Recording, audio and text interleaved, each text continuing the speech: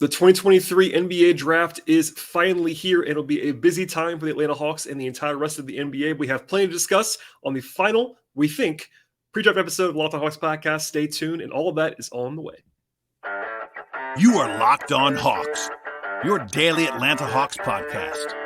Part of the Locked On Podcast Network. Your team every day.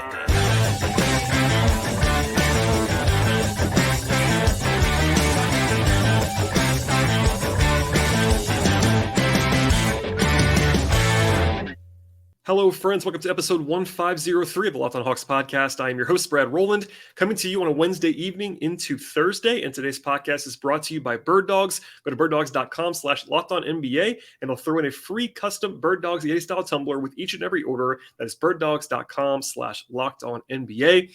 I should also tell you at the top of the podcast, if you're a new listener in particular, to make us our first listen each and every day, check us out and subscribe anywhere you get your podcasts, places like Spotify and YouTube on the video side, Apple Podcasts, etc. And thank you for joining us on the episode today, because we think, barring some big news on Thursday, that will be the last podcast episode between now and the NBA draft, which arrives on Thursday evening. For transparency's sake, I'm recording this podcast about 10:30 p.m. Eastern time on Wednesday. So if anything happens after that, you will know why I'm not including it now on the podcast. But it's been very, very busy on this podcast feed and really across the NBA world in the last couple of days and weeks. We had a two-part episode this week with Tyler Jones. Earlier, player capsules with Glenn Willis all the way through the month of June and really even back into May. Shouts to Glenn for helping with that, breaking down the entire roster of the Atlanta Hawks. Also, NBA draft deep dives with Mark Schindler and Zach Milner and Ben Pfeiffer, Richard Stayman, Brian Schroeder, and others, and a news and mailbag show yesterday. So all of that is still very fresh in the archive right now. I encourage you, if you're a new listener, to dive in. So all of that stuff for some full context in the sort of advance before the NBA draft arrives at 8 o'clock p.m. on Thursday. But I'll say this at the top of the podcast. I love the NBA draft. I think that I have covered it more than the average person that covers the NBA. I am not Sam Vecini. I am not Jonathan Gavoni. I am not someone who is on that level of expertise and intel. I'm not as good as Brian or Mark or Zach about the analysis side of things, but I am a draft nut for sure. I have loved the draft. It's my favorite day of the year, honestly, I believe, at least when it comes to the sporting calendar. I used to go to a camp in the summertime and this is pre good internet anyway. And I would call my dad and fill out a composition notebook with the draft picks. This is like 12, 13-year-old me, like a maniac. So I love the draft. Long story short. So I am excited for the draft always. I try to do a lot of build up to the draft. It's not quite as much as it used to be on this podcast because, quite frankly, the Hawks have not been picking as highly and they've been playing into the playoffs, which means less time for the draft.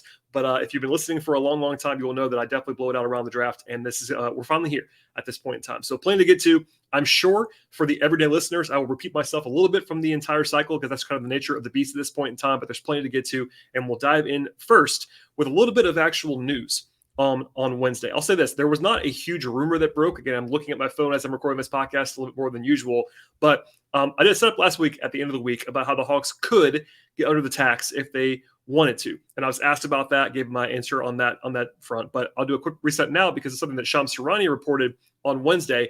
And also because I know a lot of people are not necessarily dialed into this stuff all the time. And it does impact the entire offseason for the Hawks. And with the draft kind of kicking things off, it's a good time to kind of refresh on this. But the salary cap line was originally projected about $134 million for this coming season. And the luxury tax line was $162 projected. Again, it's always projected until it's finalized.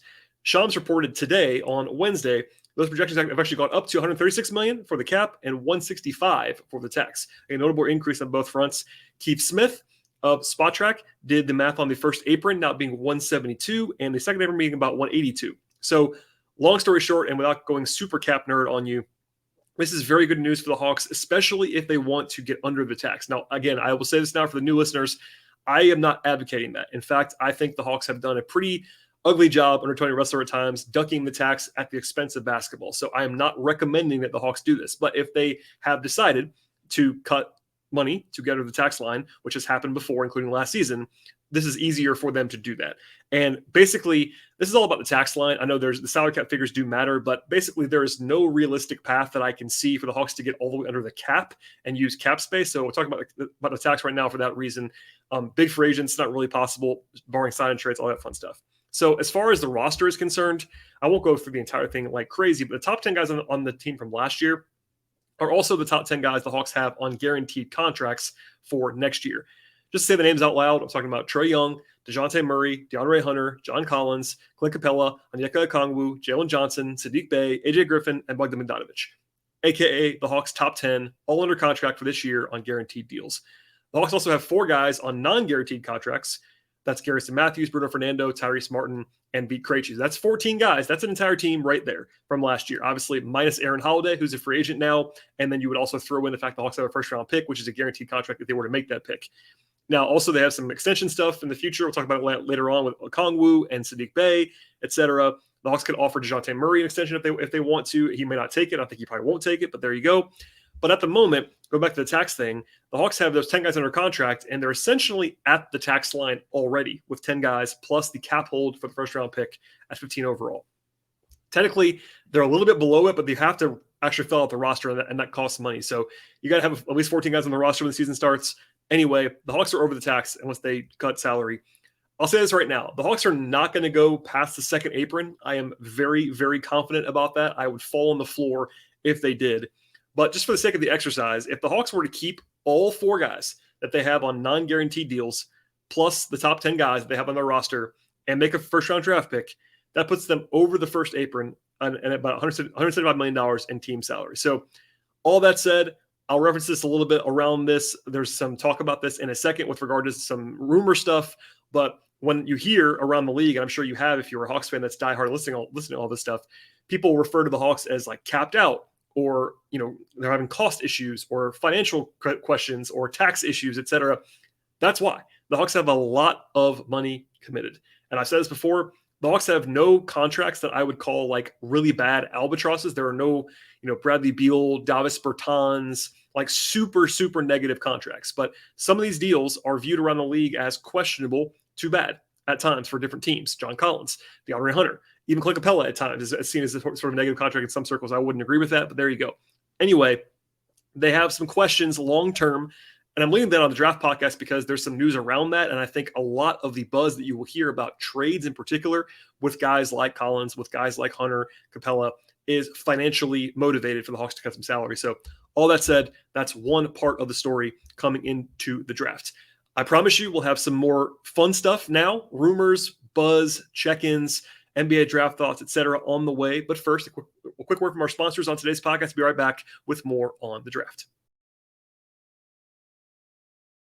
Today's show is brought to you by Birddogs. Birddogs is fantastic, bringing fit, comfort, and versatility to the table with their products. I feel great and comfortable in my own skin when wearing Birddogs gear, and Birddogs stretch khaki shorts are designed to fit slimmer through the thigh and the leg to get that sculpted look that you're actually seeking. They fit much better than regular shorts that happen to be made of a stiff or strengthened cotton. Birddogs fixes that issue by actually inventing their cloud knit fabric that looks just like khaki but also stretches, give you the slimmer fit without having to sacrifice anything with regard to movement.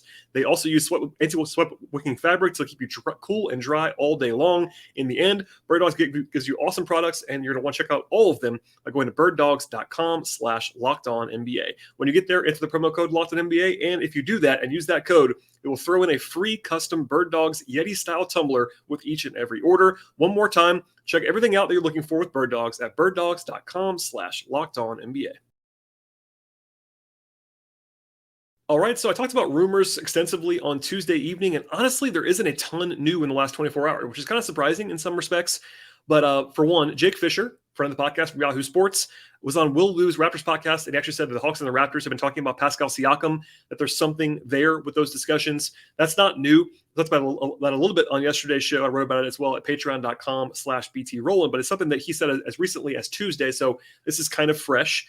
The feeling I get, and I'm not reporting this, but the feeling I get right now talking to people around and listening to Jake on that podcast is that DeJounte Murray is available, as the entire roster is. One more time, the entire roster, other than Trae Young, is available in trade. And I think if the Hawks were to make a trade for Pascal Siakam, it would probably include DeJounte Murray. Now, I didn't say definitely, and that's a lot of ifs, but make no mistake, the Raptors would be asking for more than just Murray. I think I've seen some Hawks fans maybe pie in the sky hoping, but generally speaking around the league, Siakam is seen as a better player than DeJounte Murray. And I think I agree with that. Siakam's more expensive, but it's 1 year on both sides, and they're both going to be asking for a lot of money in the future. Siakam's older, but I think in general, consensus is that Siakam's better than Murray at this point in time. And I think for Toronto, they would be asking for more than just Murray in that deal. Now, I think the Hawks have to put something else in as far as bigger salary to make it work, which means someone like Hunter, someone like Collins, someone like Capella to make the money work, because Siakam makes a lot more money. And I won't go through the entire salary cap stuff now on this, but for one thing, I think Siakam's a better fit with Trey than DeJounte is. But I think that the three of them together don't really work all that well because of the lack of shooting with DeJounte and Siakam. I think that the Hawks also have some questions about having Murray and Siakam, because they both hit free agency next year. At the same time, they could sign Siakam to an extension if they were to trade for him. That would be a 2-year deal immediately, or they can wait 6 months and sign him to a 4-year deal. I'll say that stuff for later on as well. But anyway, the last thing is, if you don't have Murray in the deal, I would imagine Toronto asks for basically everything else. You're talking about, one or two big salaries to match salary, and then I'm sure the Raptors are asking for AJ Griffin, Jalen Johnson, draft picks, Okongwu, etc. So I would be wary of gutting the future in pursuit of Siakam, who, again, is a very good player, but it's a 1-year deal, and he's almost 30 years old. I think he might already be 30 years old at this point in time. So that's something to keep an eye on. It's a big name, an all-star player. So obviously you have to make calls on that and do due diligence and all that fun stuff. But it's a name to monitor, and it seems like it's kind of real on the discussion front. No one's reported that anything is imminent there, but we'll see in the next 24 hours or so. Also, Jake said, from what he's hearing, that both John Collins and DeAndre Hunter are kind of higher in the priority list to move than Clint Capella is for the Hawks right now. I've said before, on one hand, you have a Okongwu to kind of take the spot of Capella, which makes it a little bit easier to trade him. On the other, Capella is good, number one. Number two, he's a Trae Young favorite. You cannot overstate that. And I think Capella has been their anchor for so long.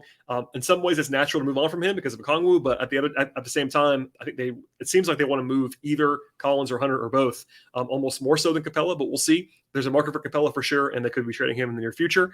On a podcast today, Zach Lowe and Jonathan Givony talked a little bit about the Hawks. No bombshells on that podcast on the Lowe post. Givony said basically what we said about the Dallas trade possibilities earlier this week, in that Dallas wants Capella, the Hawks want to trade Collins, and basically Dallas says we want 15 and Capella, and the Hawks say no.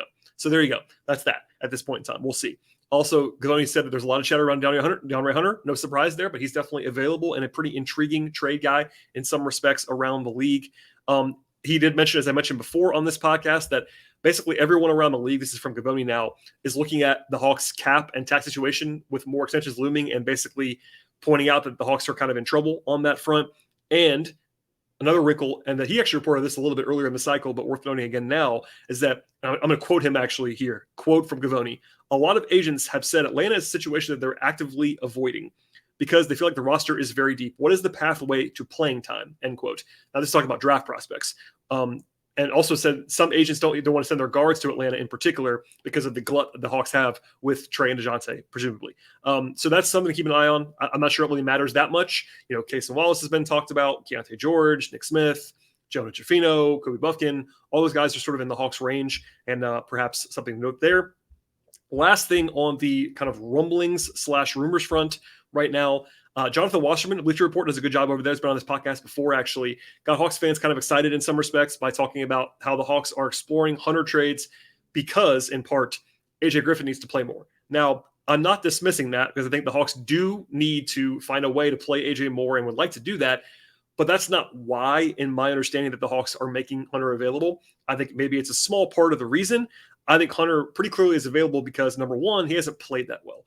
And there was a whole debate about this tonight. I'm going to stay out of that for right now about, Hunter versus Collins and who's been better. I said pretty clearly that I think Collins has been a pretty vastly better player in their careers, whereas Hunter has more trade value. I would agree with that because Hunter's on a little bit of a cheaper contract.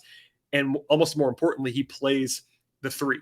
And he's that 6'8" forward that everyone's looking at. Now, potential there is kind of a weird phrase because he's already 25 years old. I'm not sure how much upside there is there, but everyone in the league wants that archetype, whereas Collins is a little bit harder to fit in. So it's different discussions. Collins is the better player. I will stand on that, and very firmly so. But Hunter has more trade value and is a little bit more versatile in some respects. So there you go on that. But anyway, the part of this that is as to why he's available is because of there's all that. There's the contract, which is pretty significant now that he's starting. Travis Schlenk was the one that traded for him in the draft and then signed him that contract. He's not there anymore. Also, again, he's not, he's very available. And I would say this about if the Hawks were to trade him. Now, we talked about Hunter extensively on the podcast with Glenn. I recommend listening to that show. There's a lot of nuance with Hunter. I don't think he's terrible. I don't think he's particularly good right now. There's nuance in between there, and I don't have time to talk about all of that again right now. But all that said, if the Hawks were to trade DeAndre Hunter, they have to have a plan defensively, because as uninspiring as Hunter was at times this year, it would be a pretty big drop-off defensively to the likes of Sadiq Bey or AJ Griffin for a team that already has defensive questions. So same with Collins. There's question marks there if you trade him. I'm not saying all that stuff, but Hunter's more of a, not necessarily a new addition to the trade market, but I think the whispers are a little bit louder on Hunter being traded, or at least possibly being traded, than they kind of ever have been around the Hawks right now, because for a long time he was high on the list of guys who were not particularly available. Not quite on the trade level, but they were not going to look to trade DeAndre Hunter. I think that's more of a possibility now than it's ever been. Anyway, one more thing here before we get to some last, some sort of final draft thoughts. Sort of a mock draft roundup. I looked at this before recording the podcast, just to tell you where all the prominent national mock drafts are on the Hawks right now. Again, I would stress, and they always say this too, Sam Vecini does, ESPN guys do, mock drafts, especially when you get down to the Hawks range, they have to be inexact. You know, the top few picks, they have more intel there, and there's just less variance because picks, there's only so many picks. At 15, there's a lot that can change ahead of you. So keep that in mind. Now, Sam Vecini, friend of the podcast from The Athletic, has the Hawks taking Cason Wallace, and he said, a few different sources, this is a quote from Sam, have noted they'd be surprised to see Wallace get beyond Atlanta at 15. I will back that up as well. I've heard the same. Now, I'm not saying that means the Hawks are going to take Cason Wallace. I'm not saying that.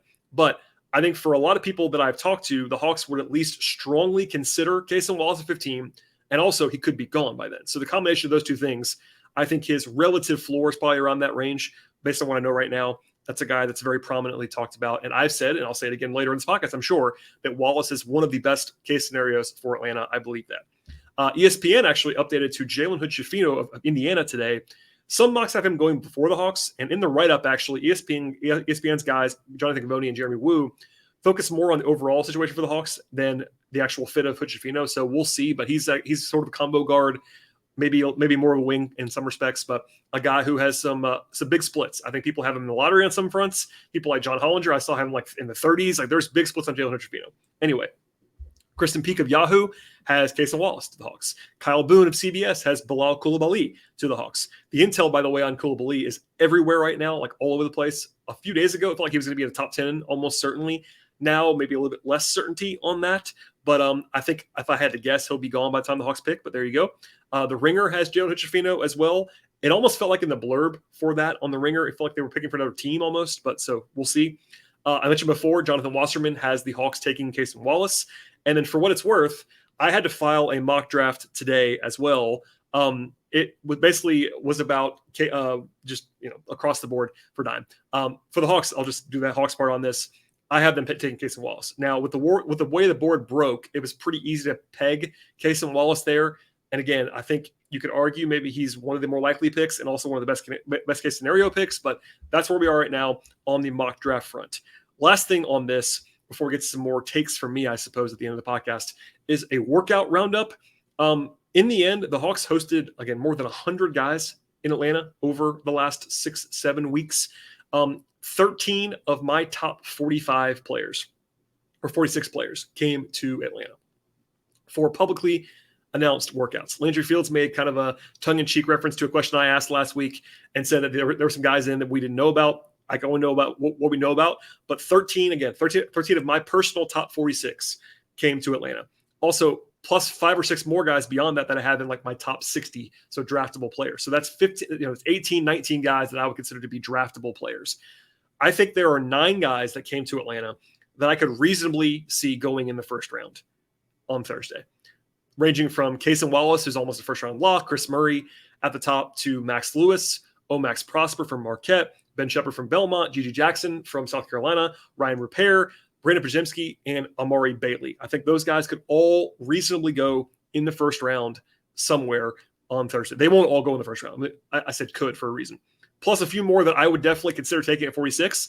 Julian Strother, Ricky Council, Hunter Tyson, Seth Lundy, I would say are all very solid picks at 46. So for all the talk about how the Hawks had some issues, and I think they even admitted this on some level, having trying to get guys to come to Atlanta, it's still a pretty decent group. Now, the top level names, Wallace is the only guy that is like a consensus top 15 guy that came to Atlanta. Chris Murray, I have higher than a lot of people do.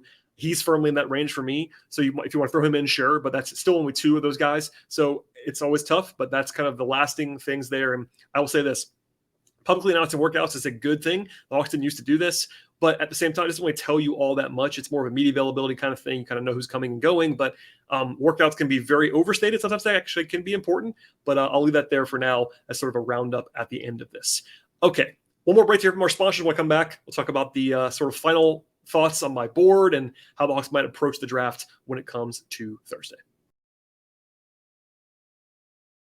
Today's show is brought to you by eBay Motors. And for a championship team, it's all about making sure every single player is a perfect fit for you. It's the same when it comes to your vehicle. Every part has to fit just right. The next time you're looking for parts and accessories, head to eBay Motors. And with eBay's guaranteed fit, you can be sure that every single part that you need happens to fit right and does so the first time around. Add your ride to my garage. Look for the green check mark to know that the part will be fitting or your money will be coming back to you. Because just like in sports, confidence is the name of the game when you shop at eBay Motors. With over 122 million parts to choose from, you'll be back in the game in absolutely no time. After all, it's very easy to bring home a win when your right parts are actually guaranteed to work for you. Get the right parts, the right fit, and the right prices all in one place at ebaymotors.com. One more time, that is ebaymotors.com. Let's ride. Eligible items only. Exclusions apply.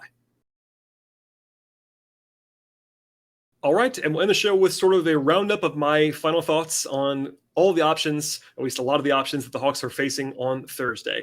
I'll start with the chances the Hawks just stay put at 15 overall, make their pick. That's obviously a very possible, maybe even probable thing. I think for me, the Hawks, there's probably 17 or 18 guys in this draft that I would legitimately qualify as like good picks at 15 overall, which might sound crazy, but that's the depth of this draft. Obviously, like half of those guys have no chance to fall to Atlanta. So keep that in mind. Like that includes Wembanyama, that includes Scoot Henderson. Those guys are not going to fall, obviously. But I would say it's a fairly wide range of players the Hawks could reasonably, in my mind, again, this is a pretty flat draft in this range, but a good draft, evaluate. From Cason Wallace, as I talked about before, from Kobe Buffkin. Also on the guard line, you have Grady Dick on the wing line, and Jet Howard, Chris Murray, Bilal Coulibaly, Derek Lively. Like the list goes on and on. It's a very long list of players. Then there are another like 7 or 8 guys that I would at least understand taking. Even if I wouldn't take them 15 overall, I could make an argument for 7 or 8 more guys, whether it be Nick Smith or Keontae George or Jalen Trevino, whatever. Like there are guys who I think have the normalized talent to be a middle first round pick that I would totally understand. Jordan Hawkins is on that list, etc. So I think it's not a sexy answer, and I'm well aware of that. I think listeners probably know that I want to give you as much nuance as possible. This is a draft in which I'm going to have a hard time beyond those players kind of criticizing what the Hawks do. I can kind of see it.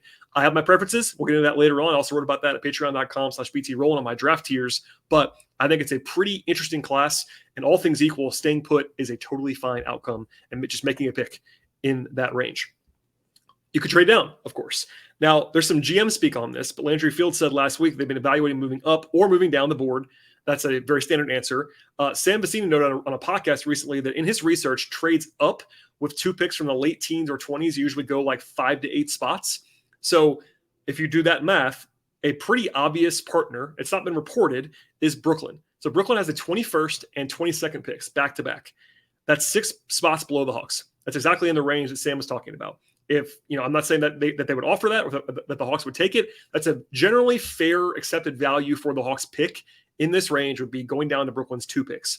Also, they're a natural partner in other ways. John Collins has been a guy that they've been interested in for a long time. The Nets reportedly like him. The Hawks have interest, I'm sure, at least on some level, in some of the wings that the Nets have, from Royce O'Neal to Dorian Finney-Smith, etc. We'll see if that's a partnership that comes together, but that's a possible one. And again, I think the most obvious trade down destination would be Brooklyn with those 2 picks. Indiana was a pretty natural partner until they made a trade today with Denver that changes things a little bit. Now, Denver actually has 3 picks between 29 and 37. Not quite enough there. Utah has 16 and 28 if they want to move up 1 spot. That's only 1 spot, though. Kind of tough to do that. There are other options. Indiana could be looking for DeAndre Hunter. That's a guy that I think you kind of have to circle with regard to the Pacers because I was actually I can't remember who reported it today, but like someone included him on the list of players that they talked about as power forwards. And, there's a debate about whether Hunter is a power forward, but I think that Indiana's looking for more versatility in that spot. And I think if they like him, maybe like a DeAndre Hunter for TJ McConnell and a pick kind of thing to add to the Hawks' perimeter defense, et cetera. That's just spitballing. I'm not reporting that, but there you go. Some more guys that, by the way, I would target in a trade down if I was the Hawks. that I probably wouldn't take at 15, but certainly would consider lower down the board. I think Dariq Whitehead from Duke will not be the highest rated guy that I have when the Hawks pick at 15 if they do, but he could be the pick there. I've said that before. I think that'd be totally reasonable if his medical checks out. That's a big question mark with Dariq Whitehead. He's had 2 surgeries. We'll see, but the pedigree there is very, very good, a la AJ Griffin a year ago. Leonard Miller is a polarizing guy from G League Ignite, but I think people are very high on him in the league across the board. I know Sam Vecini has him as a lottery pick, for instance.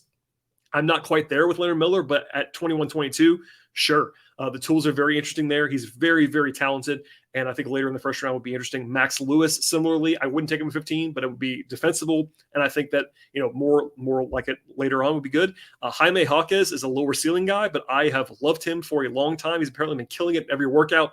Again, more of a trade down piece, not a high upside guy, but would be interesting. Colby Jones, very similarly to Jaime Jaquez, not an inspiring guy necessarily, but someone I would like later on.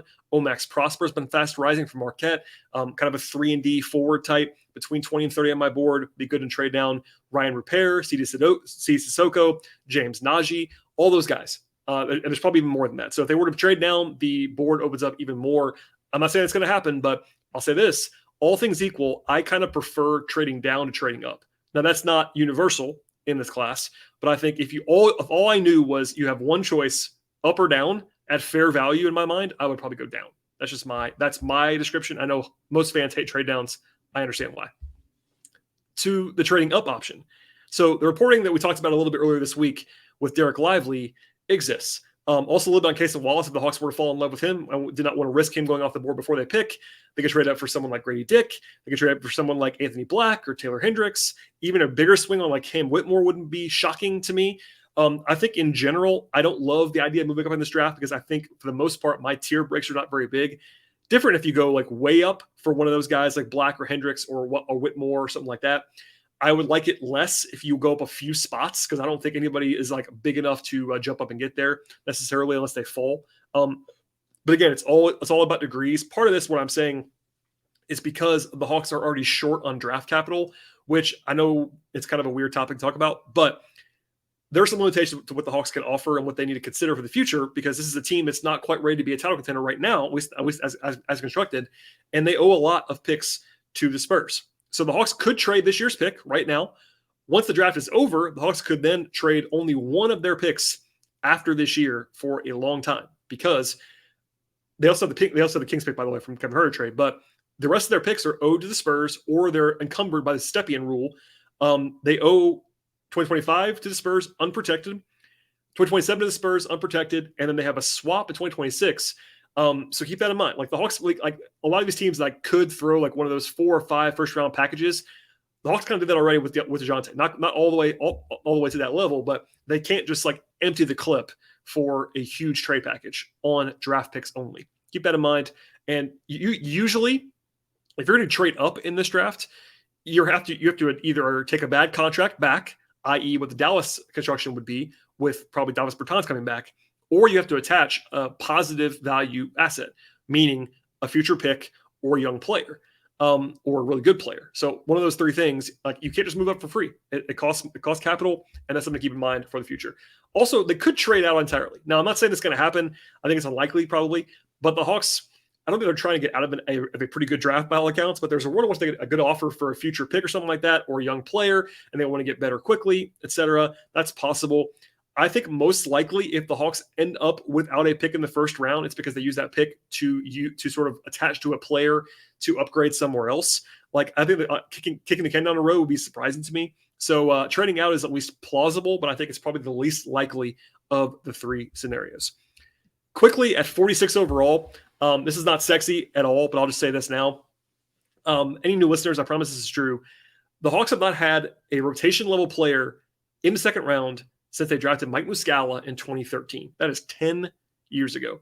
Now, Muscala is still in the league, which is impressive as a rotation caliber guy, but the Hawks have had no success at all in the second round for the entire decade. Now, part of that is that they've sold picks. They've traded down for cash. They've not tried to maximize. Now, they've missed the picks as well. Tyler Dorsey's won. They've sold some picks, etc. But last year, they kind of did both. Now, I hate when the Hawks sell draft picks because there's no basketball value to that. It's just putting money in Russell's pocket. There's no cap savings, none of that. It's just money. that doesn't have an impact on basketball. Last year, they traded down 7 spots in exchange for cash. So they made their pick worse for only the impact of Tony Ressler's wallet. As a fan, you shouldn't like that. Anyway, at least they kept the pick, obviously, and they drafted Tyrese Martin. And we'll see on that. But that could happen again. Ressler has, again, that long record of using picks to put cash in his pocket. I think 46 has some value in this class, particularly for a team that is trying to be cheaper, I think. Second rounders are very cheap. As I said a million times last year and into this year, Tyrese Martin was on a full contract almost exclusively because he was going to be cheap. I think for a lot of teams, most teams, almost all teams, he would have been on a 2-way contract last year with how he was treated. It's just that he was so cheap against the cap and against the tax, they wanted to do that. Without going fully into detail on the CBA, there's a new second-round pick exception in the CBA, which actually allows you to sign longer deals for second-round picks as well. So I think there's some pretty interesting value. There is likely to be someone in my top 35 or 40 that falls to 46. I would just draft someone there, to be honest with you, barring a weird trade. I would be frustrated again if I was a Hawks fan and they traded down or out in exchange for cash. So also, it's like the Wild Wild West at that point in the draft. So I'll say that. I'll raise my hand on that. I'm not saying that it's going to be that is a great pick or anything like that, but trades could be all over the place. If they make a pick, we'll see. I think there are some guys that I think would be like total heists that if you like even want to throw in a second round pick in the future to move up a few spots, like Jordan Walsh from Arkansas on defense, Marcus Sasser, C.J. Sissoko, Andre Jackson, any of those guys kind of fall to you. Perfect. There's some big shooters in this draft that could be available there, like Julian Strawther or Hunter Tyson. Both have good size there. I like Strawther more overall, but still, you have some defenders like Kobe Brown or Julian Phillips or Jordan Miller, who I kind of like all those guys in that range. You have Amari Bailey, a former 5-star prospect that could be available in that range as a guard from UCLA. Some more names to just list quickly: Seth Lundy from Penn State, Jalen Slauson from Furman, Ricky Couch from Arkansas, Adam Flagler from Baylor, Amari Moore from San Jose State, Colin Castleton from Florida, especially if they don't draft a center in the first round, i.e. Derek Lively, Serge Jabari Rice from Texas, Chris Livingston from Kentucky, and Jalen Wilson from Kansas, all on my list. There's probably even more than that, but there you go. To wrap this up, obviously I don't want to go too crazy long, and there could be some stuff in the future. But anyway, when it comes to stuff that's unrelated to the 15th pick, so like roster stuff with Capella, Collins, Hunter, etc., it's really wait and see. It shouldn't surprise anyone if the Hawks trade Collins and or Hunter and or Capella in the next 24 hours. Would not be a surprise. Collins is the most available of all those guys, but they're all available on some levels. The Hawks could take a big swing with Siakam. In general, I will say what I said yesterday, that none of these moves have to happen at the draft. Obviously, the draft stuff does, but last year, the Hawks pretty famously waited about a week to trade for DeJounte and trade Kevin Huerter basically back-to-back. So there's no rush on this stuff, but some of the attachments of that first-round pick could be tied to trades, which makes things more likely this year than they were last year for the Hawks to actually go ahead and make that kind of trade. Also, at 46, again, make the pick in my mind. At 15, I think your best case scenarios are, if you stay put, Cason Wallace, Grady Dick. I would like Derek Lively. If he were to fall there, I wouldn't love trading up for Derek Lively. I'll be on the record about that. But I think if you trade Capella and you want to add Lively, it makes total sense to me. But I think those guys, maybe Kobe Buffkin, would be like my 3 or 4 best case scenarios for the Hawks. After that, I think Bilal Coulibaly, Dariq Whitehead, if his medical checks out, Chris Murray, Jett Howard, any of those guys would be totally fine with me. And the list goes on and on. There are guys, again, I have in my top 20 or so, including like Hood Schifino and Jordan Hawkins, Nick Smith, etc., that I think would be more than worthy talent-wise, just not their best fits in the world. But there are some talent things. And again, this is a wide open draft in some respects after the top 3, 4, 5 picks. And the Hawks have an opportunity to add a real talented piece to the roster. So last thing I'll say, I think it's a pretty good spot for the Hawks. Obviously, there are some roster questions with regard to the money side of things. That's not, even if you are high on whatever player it is, Collins, Hunter, Capella, even as someone who really values Collins, who really values Capella, there are money challenges here. And I think that while I'm the first to note that as a fan, it will be frustrating to me that ownership is kind of putting the artificial constraint on the roster. The Hawks don't have to cut salary for any reason. They could just roll with this group and spend the money and be better. But anyway, I think that's part of the calculus for sure. And it's unfortunate. I think that fans probably don't love that, but cost cutting is part of this, I think. But as far as the draft is concerned, 15 is a really good, nice spot to be in. There's some really talented players there. They could trade up, they could trade down, etc. the paths are wide open, and I'm pretty excited to see how things break on Thursday evening. There could be trades. There could be just 2 picks being made. Could be 1 pick being made. We'll see, but we'll have full coverage on this podcast. So I've gone longer than I intended to on this sort of final episode. I'll say this: if something breaks like early in the morning on Thursday or late in the evening tonight after I post this podcast, I will do my best to do a short emergency kind of level podcast on Thursday by midday. By the afternoon, I will be going to the Hawks facility, so I will be unable to record podcasts till I get home after that. So I would recommend following me on Twitter at BT Rowland. Follow my Patreon work as well, patreon.com/BT Rowland on the written side. Follow the show on Twitter at Locked On Hawks. Please subscribe to the podcast. If you're a new listener, welcome aboard. We hope you stick around long term, but please check out the podcast anywhere you get your podcast, places like Apple and Spotify and YouTube, etc. Tell a friend about the show. Thank you sincerely for listening. I'm excited about the draft. I hope you guys are too. And we'll see everybody after the draft at the very, very latest on Thursday evening.